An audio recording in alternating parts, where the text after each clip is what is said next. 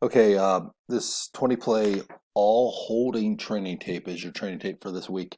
Before we get into the plays, I first want to say I really appreciate and I'm very proud of the effort and how all of you have bought in to the training that I'm trying to give to you. I really do appreciate the effort that you're doing, and I can definitely see the strides that we're making throughout the season. So just keep it up. It's the tough part of the season where the teams are starting to separate themselves, and the games start get a little bit tougher because you got the teams that are rising to the top that are fighting for very few playoff spots, and then we got the teams that are towards the middle of the bottom, but by this time of the year they know they're not going to make the playoffs, which makes the kids act a little bit different when there's nothing to play for.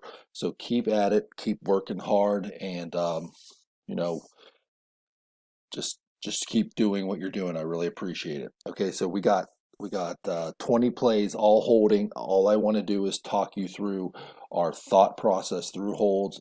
Whether or not they were called on the film is irrelevant. But I want to talk us through the process that we should be going through whenever we're recognizing these holds or non-holds. So the first play here, we're going to start with the left tackle. And whenever we have a formation like this, look, we have trips at the top. 1, 2, 3. So referees, I know normally you work the far side tackle. So on this play, if you recognize this, you're going to be working the right tackle here.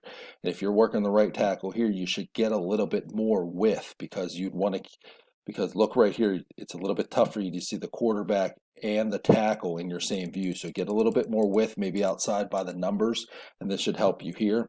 This means our wing official, the line judge in this case, is left holding that tackle. So let's watch that this tackle is moving here, and let's talk about whether it's a hold or not. So we have an inside grab, and we're going right to the point of attack here, right? So in this case, we have a twist, turn, and pull to the ground right at the point of attack, which makes this a little bit difficult for our line judge because right around here the runner's getting threatened. But here's where we have to keep a little bit of discipline because this is the block that's going to spring him. So let's not worry so much about the runner at this case. And this is what I would classify as a takedown here. If we watch it, he turns his shoulders and takes him to the ground. If he continues to drive him like he's doing, you rewind it back a little bit. If he continues to drive him and the offensive guy just drives his feet with his hands the way they are, we're okay. But it's the pull of the left arm and the dump. Boom, boom. That's enough for a hold. Okay. Next play here, we're going to look at the center, and this is a good job of not calling holding by our umpire here. So let's talk through this play here. So number 66, I think we're looking at the center, if I can ever get on the play. I'm sorry, 67. So it's this guy right here.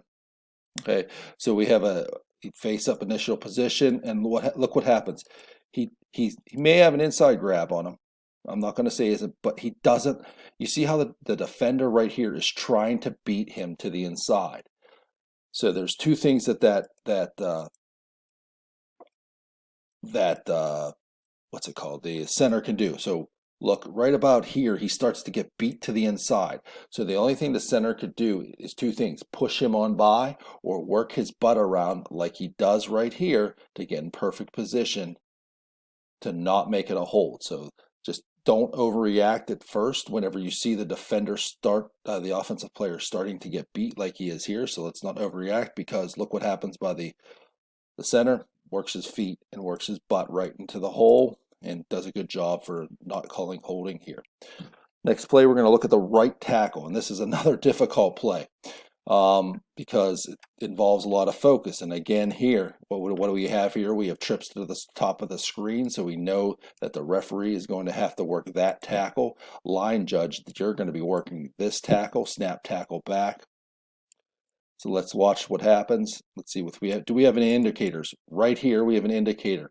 We have two, actually. We have an outside grab, and it looks like the defender who is beating the offensive player to the outside. But watch what the tackle does here. We'll watch it in full speed first. He pulls him away right at the point of attack. And the reason I say he pulls him away is watch the dip of the shoulder by the defensive tackle right there. That little tug, although I'm going to tell you, it doesn't seem like much.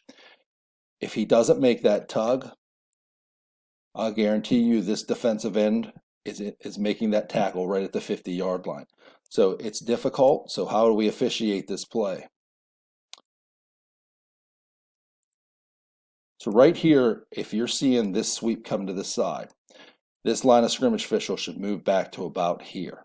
Because what's going to happen is he's going to be able to see that block and see everything up forward at the point of attack. So now, I had mentioned earlier that the referee should initially start on the right tackle. At this time, the referee may think, well, maybe I should work. He's gonna work this quarterback because that's his person, who's not threatened. So immediately, I see quarterback running to the right side that's away from my tackle. I'm going to the point of attack too. So we should have two eyes on this block here once we recognize that sweep by the referee on the quarterback and the line judge, knowing that number 56 is my key because the referee started on the other side of the field. So two people may have an opportunity to see that little grab and pull right there. All right, next play. The wide out at the bottom of the screen. So we talk about material restriction and we talk about, indicators here. So we're going to watch that matchup here, which we know at this point is the field judge's matchup. So we have outside grab right here. And I will say this. There may not be much material restriction here, but when we have situations here where we have a jersey pull that happens like that, and our line judge actually does a great job not watching the runner, but he gets this, right at the point of attack. Look at his eyes. He's looking right here. And he gets that hold. And it's a great job by that line judge not officiating air, but officiating up ahead. So anytime we get a jersey stretch like that that's out in the open, that's definite good call for holding, and we can't let that optically happen and not call anything for hold. Next, we're going to look at I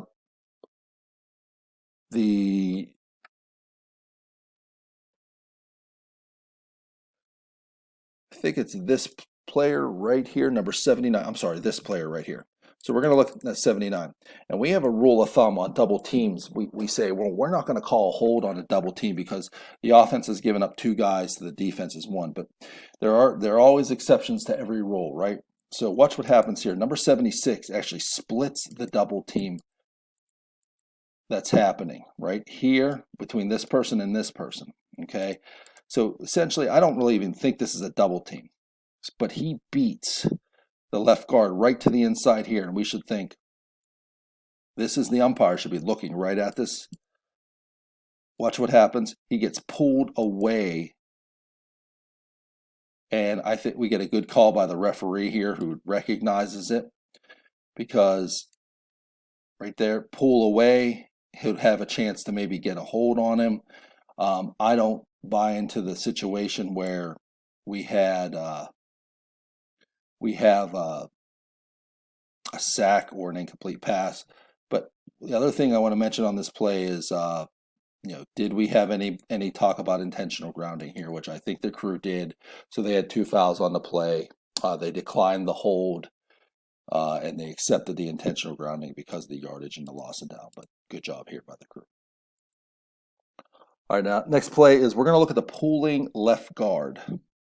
And when we see pulling left guards or pulling guards, line judges and linesmen, our antennas should go up because we're going to most likely have a big man blocking a little man here. And the big man can't keep up with the little man and usually either over or under runs him.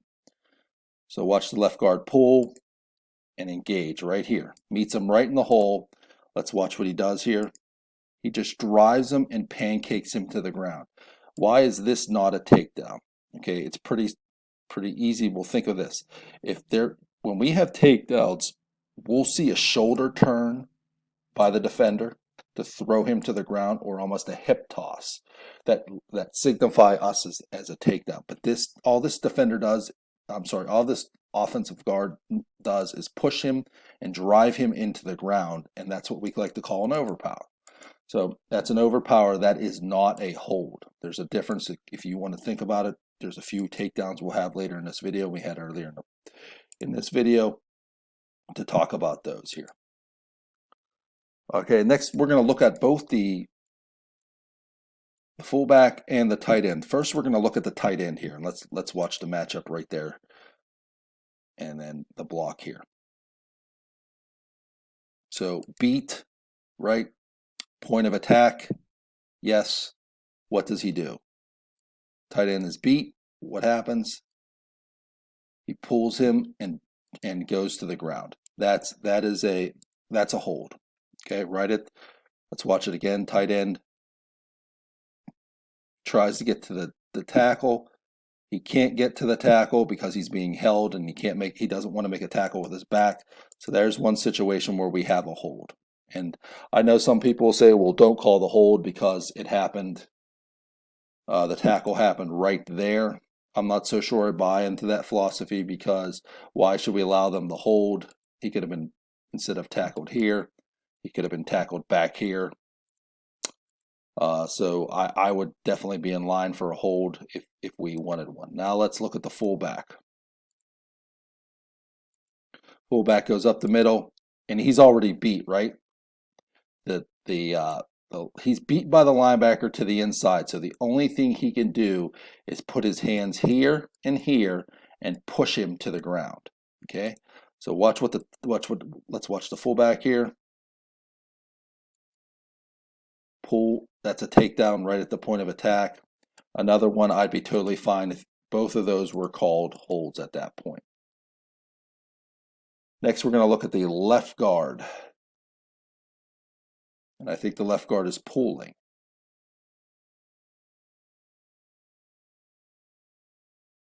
No, he's not. So the left guard is what? He's beat to the outside. If you're not talking, I'm looking at this player right here. So indicator, left guard, beat right here. Now, the only thing he can do right here is push that defender back here, hoping that quarterback steps up into the pocket. Let's watch what he does. Left guard beat, pulled. We get a good holding call right there by the umpire. Remember, these are just if we start seeing the indicators, then once we see the indicators, we stay with the play. And then just to decide, was there enough material restriction? Was there a takedown? Did they turn them around? That's how we have to start breaking down these plays with our keys. Okay, umpire, this is another situation where we're going to watch the right, I think it's the right guard right here. And umpires, you should really do yourself a favor. And I would think it's right here. It's kind of difficult for you to see the center in both guards. There's an open space right here. I've never been an umpire, and I won't pretend to ever be one. But I would position myself on the other side of those linebackers. I know what the mechanics manual says about strength and such. But if you put yourself over here, I think you have a better look at all of this. You can get it all in your field of vision. But anyway, let's look at this guy right here. So he's starting to get beat inside. So that's our indicator, right? That pick up and slam. I know the quarterback is getting tackled right here, but I'll say this and I'll say it again. Takedowns promote ill will, because watch what happens here. So let's go through it. The kid gets slammed to the ground, and then guess what? The defender gets up, all ticked off. He takes his helmet off and slams it on the ground. We get this guy for unsportsmanlike conduct, which is correct. However, we should have offsetting penalties here. Or if worse, we should have a live ball, dead ball foul here, where we have the live ball hold on the offense. We'll take them back 10, then we'll go back up half the distance to here.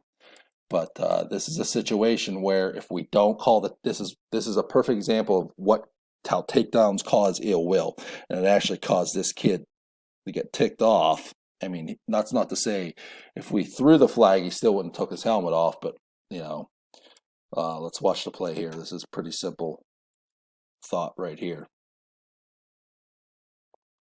That pick up and slam is definite takedown hold. All right, next play, 121. We're going to look at the right guard right here. Let's watch what he does.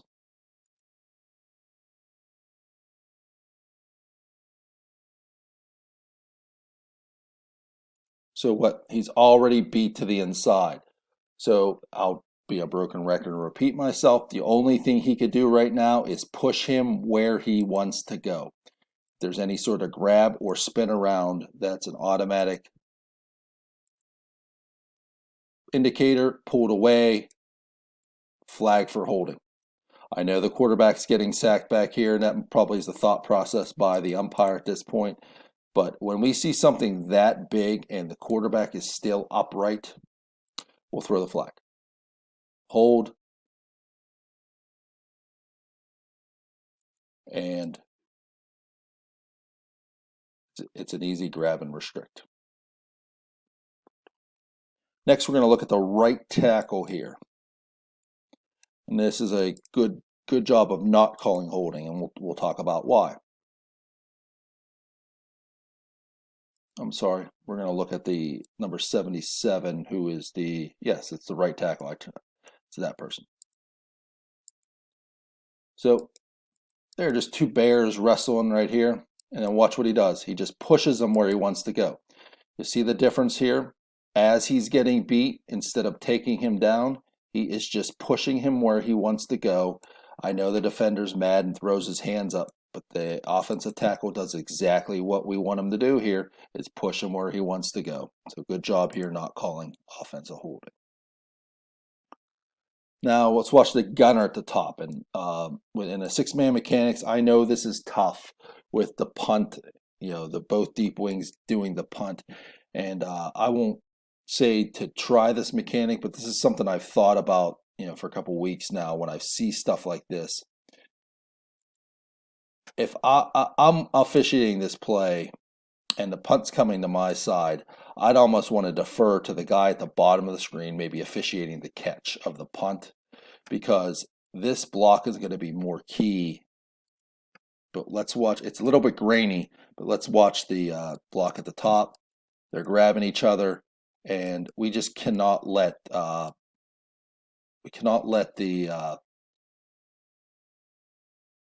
kick return team, which here is in white, just pull a player to the ground like he does here. I don't care if the punt does go out of bounds or not. We should have a flag and work our PSK during the kick, holding number such and such of the return team.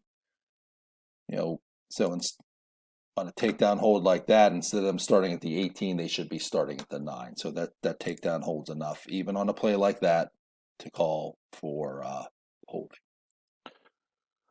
We're going to look at the right tackle here, and I've talked about this a few other times. So referee knows he or she is working that tackle because there's trips to the top of the screen. Line judge is working that tackle because he recognizes the formation. And watch what we have here. Let's talk about indicators on this one. Outside grab, and he's getting bull rushed. Losing his balance. He's upright.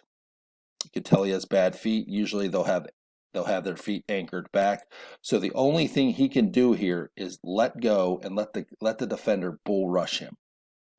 But watch what the tackle does. Gets bull rushed and then pulls him right on top, and our line judge does an excellent job recognizing that, and that's a reverse takedown. Good job right there. Okay, a few others. This one's a tough play here, and it happens right around the 35-yard line. And I'll be honest with you, I will be very wishy-washy on this one, but this is more about recognizing the process here, right? So let's fast forward. It's this block right here. So what do we have here? We have a defender getting bull rushed over, just like that play similar. Sorry, I hit the wrong button there. So this is similar to the play we watched earlier. He's getting bull rushed. Now, I can't tell from this if the defender throws him to the ground or if it's just he just falls. But let's just try to recognize that, and if we feel he does throw him to the ground, that's enough for a hold. Next play, we're going to look at the left guard, and we'll see it more on the end zone view here. And you can kind of see what I'm looking at right here. The left guard gets beat, and is it a push down or is it a takedown? And that's where, unfortunately for this crew, I get two views on it and I get to make a decision. So let's look at the left guard here. So what's our indicator right here? And our umpire should recognize this right away. He's beat. Again, the only thing that this player can do so he doesn't hold is put a hand on the back and a hand on the side and push him where he wants to go. What happens here? He twists and takes him right to the ground, and would be a quality holding call on that situation. Pulling right guard. So pulling guard should give antennas up for this person and maybe even this person, if depending on what side they're on. So watch the pulling right guard here. This person right here. He has an outside grab right here. So there's our indicator, right? So if he drives his feet, we're okay. If he works his butt around, we're okay. It's right at the point of attack. Let's watch what happens. He doesn't let go right at the point of attack. So we would have a for hold, and our head linesman does a good job recognizing all of that and getting the hold. So let's watch number 65 right here.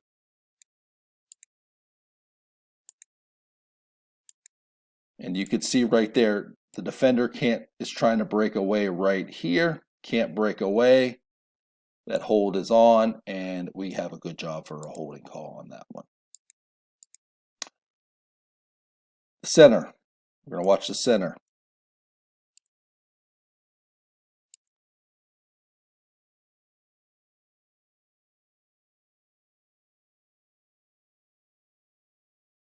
So he's beat, right? And he does what we talked about him should doing. And this, we get a good look. So let's look at it. And you should be able to tell the difference between this play and the play from earlier. So number 56 right here, he's beat. He's beat to the inside. So the only thing he can do is what? Push him where he wants to go, right? Let's watch this. Pushes him right around. He doesn't restrict them. Yeah, there's a little bit of a hook right about here. But he does a better job. He doesn't take him to the ground. He just pushes him around. And that's fine. That's good technique. We should, I'd even talk to the center after the play. Say, hey, good job pushing him around, not restricting him. Okay? That's a good job done by that center right here. Next, this play 32, we're going to look at the left tackle here. And I've talked about this before, left tackle, this key should be coming from the referee based on the formation here, even though it's the line judge's side. And we usually, as referees, treat to maybe the head linesman sides because they go downfield, or the cross tackle, but referees read the formation, trips to one side. You got to help that line of scrimmage person with that tackle. And watch what the tackle is beat to the inside, right? What does he do? He pushes the defender where he wants to go. He wants a hold, but guess what? That's great technique by that left tackle, just pushing him down the line and pushing to the ground. Let's watch it again. Good job not calling holding here. We'll watch it in here. So look, he's beat to the inside. There's our indicator. Boom, right away. But do we have restriction? Nope, no restriction. Pushes him down the line. Great job not calling holding on this play. Two more plays. Now we're going to look at number 50. And we catch it more on the end zone view, but I'll tell you this. Umpires, don't immediately go away from linemen who go low at the snap, because look what happens here. Number 50 goes low, but look what he does. And I don't know if you can see it there. He goes low, and he wraps his arms around the legs of the defensive tackle. Okay, he lets go right away. We're okay, but look at him. He still has his arms around that tackle. We can't let an offensive lineman do it, and it's right at the point of attack. So if we see that is, and the runner happens right through there, like it happens, that's enough for a hold. And I could tell, you could tell by the eyes of the umpire here, he recognized that something was fishy here. He just wasn't sure what it was. So let's look at, we're looking at this matchup right here. Defender goes low, wraps his legs, and just holds him, and we just can't let him do that. He's just holding the leg. That's enough for a holding call. All right, last one. Wide receiver, top of the screen. Let's take a look at it. Let's talk about, we'll go through our indicator list again. Indicator. He's beat, right? He's beat right here. So the only thing he can do is what? Push him where he wants to go. Let's watch this whole play from the get-go. Beat. Does he push him where he wants to go? No, he spins him around, and that's a quality holding call by the person who's supposed to call it, the deep wick. Last time. Beat and pulls him away from the play. So hopefully this helps, these 20 plays with holding. I didn't want to throw any on the last one. I thought I'd stick one whole training tape of holding. So again, any questions on anything I put on any of these videos, please send me a message. I'll be glad to help out. And overall, again, keep up the good work. Keep watching these. Hopefully they're getting you a little bit better and understanding on what is and should not be called. And have a great week, everyone.